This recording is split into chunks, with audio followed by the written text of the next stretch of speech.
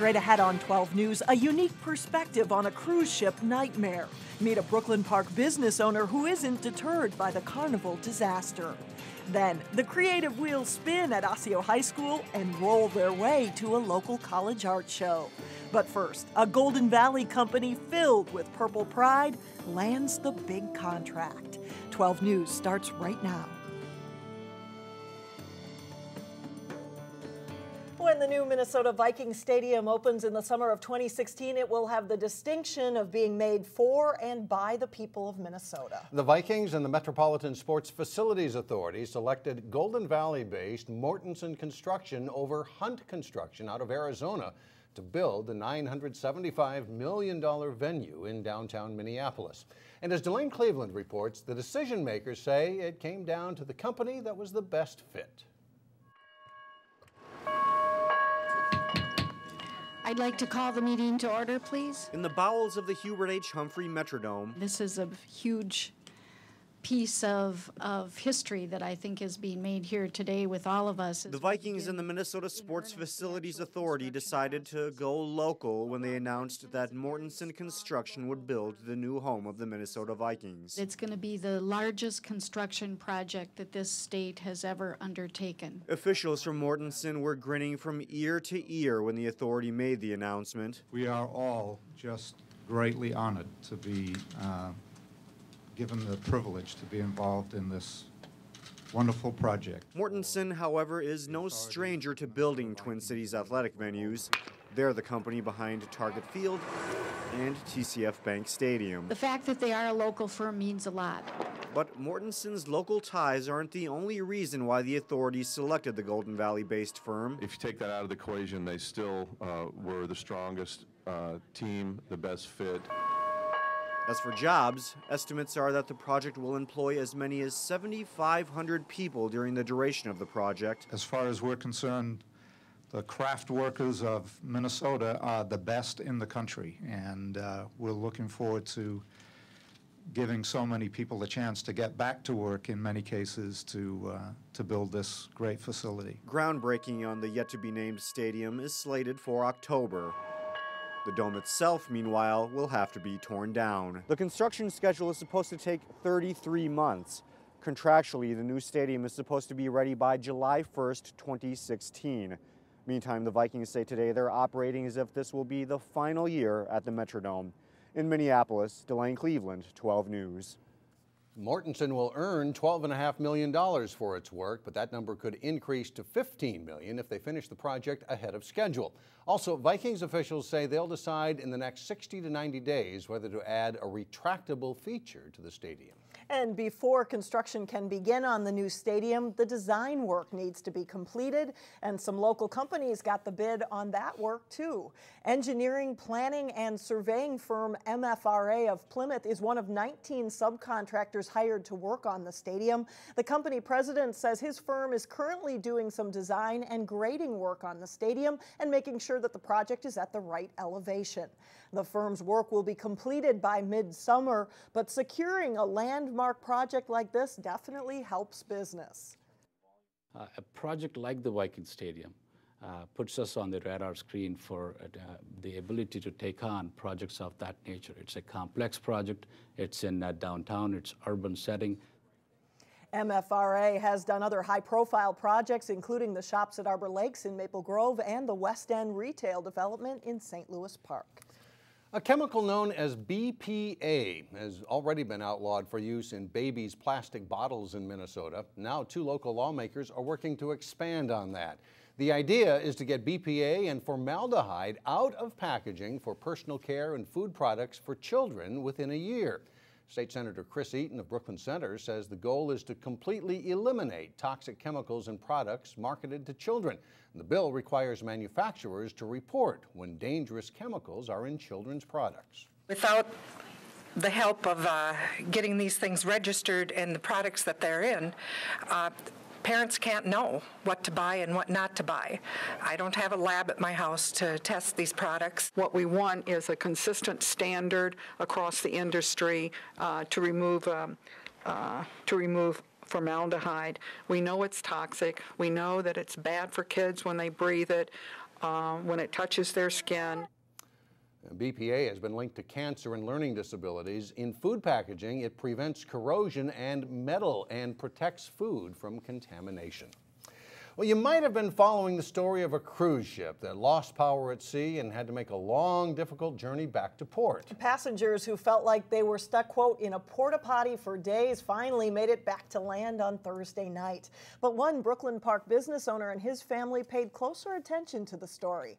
As reporter Shannon Slatton explains, they were on board that very same boat a few years ago.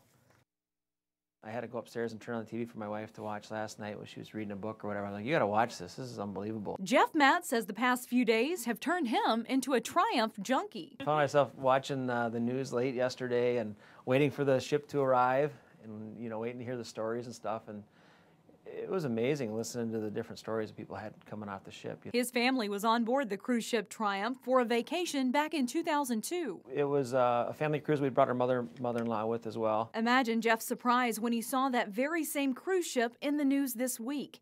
An engine fire cut power to the ship on Sunday, leaving it drifting for 5 days in the Gulf of Mexico. I couldn't believe it. You know, it just somehow like, wow, that could have been us. And people say that all the time that have been on cruises, but when it's actually been a ship that you've been on, you've had a personal experience with, all of a sudden it just kind of gets more of your attention. Jeff says he's always received superb service on board cruise ships and says it sounded like the crew stepped it up on board the broken ship. It was really great to hear that the crew was doing a good job taking care of the passengers. The Matt family are frequent cruisers. Cruising has been easily our favorite thing that we like to do. And they don't plan on letting disasters like this keep them from setting sail. Hopefully that'll be the big thing that comes out of this, is the better backup plans. In Ham Lake, Shannon Slatton, 12 News. The cause of the cruise ship fire is still being investigated. A Brooklyn Center woman who has spent decades helping the poor has received the nation's second highest civilian honor for her service. Friday, President Barack Obama presented Mary Jo Copeland with the Presidential Citizens Medal for founding Sharing and Caring Hands in Minneapolis. The nonprofit provides food, shelter, medical help, and other services to those in need. Her goal is to help those who cannot get welfare help. Copeland serves as director and does not receive a salary for her work. Her unyielding vision for stronger neighborhoods has inspired people nationwide, and her compassion for the poor and the marginalized speaks to the depth of the human spirit. The United States honors Mary Jo Copeland for sparking hope in those who need it most. Copeland says she hopes the national attention will inspire others to follow her example. Coming up on 12 News, artistic talent on display at North Hennepin. Let's see how local high school students get their first big shot at a gallery art. And later in sports, it's a thriller as rivals Breck and Blake play for a section title in girls hockey. But first, your AccuWeather forecast shows a chilly Saturday morning and a warm up on Sunday. When you think of a student art project, you might envision a simple painting to put on the fridge. But a group of high schoolers in the Northwest Metro will see their work on display in an actual gallery. In tonight's Weekend Showcase, Renee Bonneau gives you a preview of the North Hennepin Community College High School Art Exhibit. The creative wheels are turning in the Osseo High School Art Department. In the driver's seat here is senior Cody O'Reilly. So what I'm doing right now is I'm doing a couple of polls. After some encouragement from his mom and teachers, Cody flourished in ceramics class and revealed a natural talent worth showing off. There's some stuff around my house, a couple of vases, and I've got a jar in my kitchen and a bowl that I made in my kitchen. The details of his designs match the intricacies of Ariana Villagomez's vases. This is about a week right now that I've been working on it. This senior can spend weeks perfecting her pieces that some might say could pass as professional. Dedication and talent like that is why the community is highlighting their work and the work of other students in North Hennepin Community College's 6th annual high school art exhibition. It's a really good opportunity for kids who would otherwise get a chance to be noticed and recognized for their ability to be recognized and just kind of appreciated for what they did and all the hard work they put into this piece. Artwork made by students from about a dozen area high schools are on display at the Joseph Kazulu Fine Arts Gallery until March 1st. I think some of the best talent comes out of high school while kids are, young adults are fresh and inventive. and haven't been constrained by all the burdens of society. So they're really at a great point in their life. Not only do the students get to display their artwork here, but they also get to meet the public and talk about it at the exhibition's opening reception next Thursday evening. The college will award the best piece from each high school as well as the overall best in show. Ariana and Cody say just to show there is amazing. It makes me feel happy and excited. It feels like it's a little more legit than just like a high school ceramics class. It feels a little more like professional, I guess. For Weekend Showcase, I'm Renee Bonneau. And it's pretty good, too. I mean, Talented. I'm not an art expert, but that stuff looked pretty good to me. It looked really good. Really neat. Coming up, an unusual way that some couples enjoyed Valentine's dinner. But first in sports, it's a great day for local Nordic skiers at the state meet. Jay Wilcox has that and more when we come back.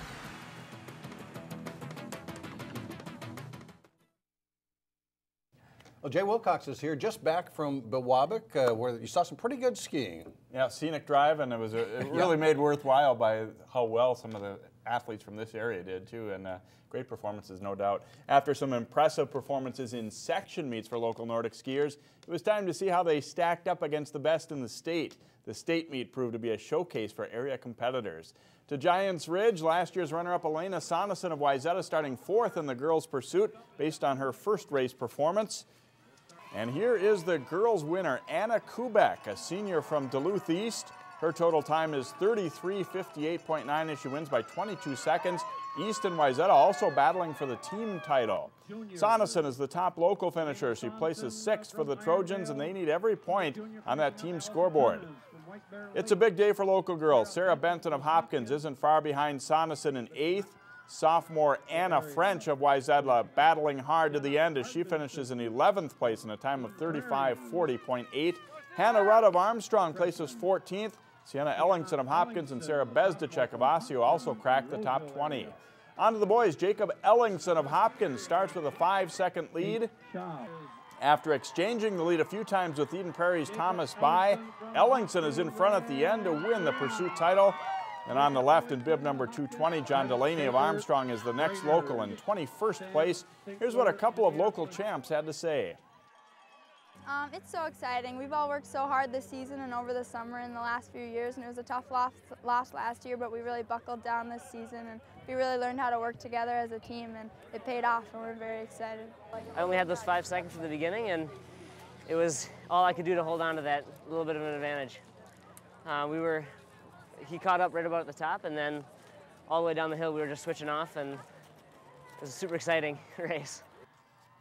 And here's a look at the final team results. Wayzata edges Duluth East by 3 points for the girls' team title after finishing 1 point behind the Greyhounds last year. Roseville is 3rd, and the other local entrant, Hopkins, places 6th. Eden Prairie takes the boys' title as the Lake Conference has both winners. Ely is a distant 2nd ahead of Forest Lake. The Hopkins boys also placed 6th. For the 6th straight season, Breck and Blake faced off for the Section 5A girls hockey title. The Mustangs won the last 3 years, but this season the Bears came in as the section's top seed.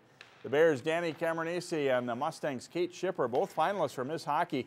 Blake takes a quick lead, but Schipper with a slap shot top corner late in the first, and we're tied 1-1 after 1.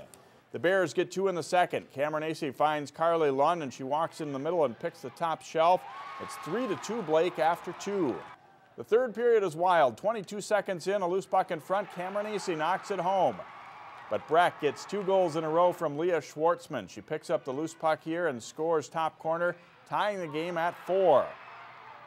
And the Mustangs take the lead when freshman Amanda Navratil tucks in the rebound. It's 5-4 Breck. Blake doesn't fold, though. They tie it up, and then with under 3 minutes to play with traffic in front, Cameronese's point shot gets through. That's the game winner, and after a 3-year hiatus, the Blake Bears go back to the state tournament. I came in my 8th grade year and went to the state championship, and now we're going again with probably the best team out there, so I'm really excited. Teams will be seeded for the Class A state tournament over the weekend. While local wrestling teams hit the mat for section team competition Saturday, Osseo is ready to take a shot in Section 5 of 3A. The Orioles are the number 3 seed for the tournament behind Centennial and Mounds View. Osseo carries a record of 7-7 into the postseason. They lost a close one to Mounds View and were not so close against Centennial during the season, losing 45-15. The Orioles think if they wrestle well, they have a shot. Going in there, we feel confident we'll get to the finals. In the finals, it's all, whoever's in the finals, it's all who wants it, whoever works hard, and I believe we can get it. I believe almost every single year that I've wrestled here since 8th grade, we've had either Mounds U first or second round, and it'll be exciting, very exciting to beat them this year. Well, the team, we're looking to be healthy for probably the first time this year in the full lineup, so like our chances. Lost to the second seed by 4 points and lost to the first seed by 30, but there was certainly room for improvement there. Osseo meets number 6 seed Irondale in the quarterfinals. Maple Grove and Champlain Park meet in another quarterfinal match. That tournament is at Centennial. Meanwhile, Armstrong hosts the Section 6 3A tournament where Wayzata is the top seed. So a lot of mat action over the weekend Here coming we up. go, Yeah. right? Thanks a lot, Jay. You bet. Still ahead, a different kind of New Year's celebration in Brooklyn Center. Plus, not your typical complimentary dinner gift. We'll be right back.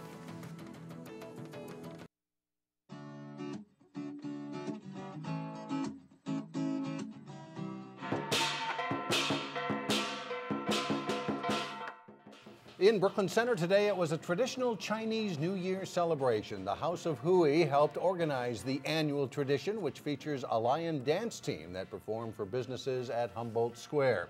This year is the year of the snake, which predicts good opportunities for economic growth. Who knows, maybe that will be the case. We've already seen Warren Buffett pay billions for Heinz ketchup, so maybe the year of the snake will translate to the rest of us as well. Yeah, right. Well, chances are many of you probably still have Valentine's candy and gifts around your house. One Brooklyn Park restaurant gave customers a Valentine's gift that won't wash away so easily. Lemongrass Thai Cuisine in Brooklyn Park offered customers who made reservations the option of getting henna tattoos with dinner. Henna tattoos are a South Asian tradition, and brides can get them on their hands and feet before they're married. So the owner of Lemongrass thought complimentary henna tattoos could set the mood for Valentine's Day. Applying henna kind of symbolizes you're waiting for your lover, so that's how I really fell in love with it. And what better way to, enjoy Valentine's Day than, with henna. Not only couples, but families and kids could also get the opportunity to get that henna art. It's the second year the restaurant has offered henna painting, and they completely booked out with reservations before the evening even started. In case you're wondering, those tattoos wash off in 1 to 4 weeks, depending on how often you wash and how hard you scrub. So a little reminder there of Valentine's Day for a couple weeks. But it'll be there. It'll for be a there. while. All right. That's it for us. Thanks for joining us. Have a great weekend, everyone.